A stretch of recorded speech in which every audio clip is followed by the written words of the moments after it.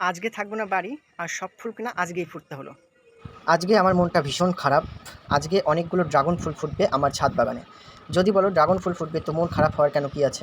তাহলে বলবো একসঙ্গে এতগুলো ড্রাগন ফুল আমি কোনোদিনও দেখিনি, আর আমার ছাদ বাগানে একসঙ্গে এতগুলো ফুল কোনোদিনও এর আগে ফোটেনি। এই প্রথমবার ফুল ফুটবে, সেই জন্যই মনটা আজকে আমার খুব খারাপ।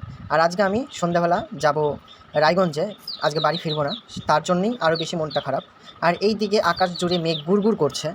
বাড়িতে থাকবো না, যদি রাত্রিবেলা বৃষ্টি হয় তাহলে সমস্ত ফুলগুলো নষ্ট হয়ে যাবে, পরাগায়নও করতে পারবো না, ফলের সাইজগুলো ছোটো ছোটো হয়ে যাবে। এই রকম হাজার ধরনের নানান চিন্তা আমার মাথায় ঘুরপাক খাচ্ছে। আজকে আমার এই ছোট্ট ছাদ বাগানে এমন একটা গাছও নেই যেই গাছে ফুল ফুটবে না। সব গাছেই কিন্তু কম বেশি একটা দুটো করে ফুল ফুটবে।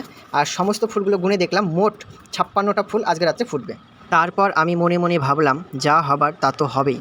মামাবাড়ি যখন ঘুরতে যাবই, তাহলে গাছে কয়েকটা পাকা ড্রাগন ফল আছে, সবগুলো তুলে নিই, এইগুলোকে সঙ্গে করে নিয়ে যায়। ফলটাকে দেখে মনে হচ্ছিল সহজ সরল, যেন কিছুই বোঝে না, এতটাই বেহায়া। এইরকম মোচার পারতে পারতে অনেকক্ষণ পর তারপর আমি তুলতে পেরেছিলাম। তারপরে এক এক করে তো মোটামুটি 5টা ফল গাছে ছিল, আর গাছে ফল ছিল না। এই 5টা ফল আর ঘরে 3-4টে ফল ছিল, টোটাল 8টার মতন আর কি ফল, 8টা 9টার মতন ফল নিয়ে আমি মামাবাড়ি চলে যাই।